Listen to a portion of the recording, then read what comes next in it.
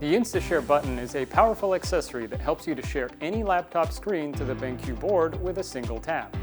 Let's see how to use the InstaShare button.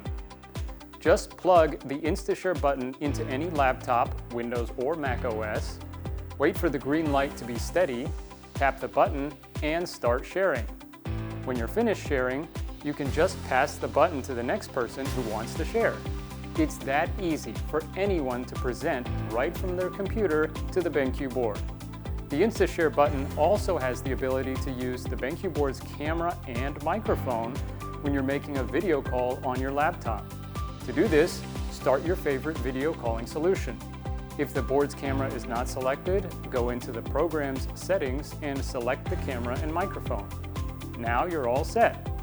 Everyone can be seen clearly with the AI-powered BenQ DV01K camera and heard with the BenQ board's high-quality array microphone. If you want to learn more about the EDLA BenQ board, check out our other videos. Thanks for watching.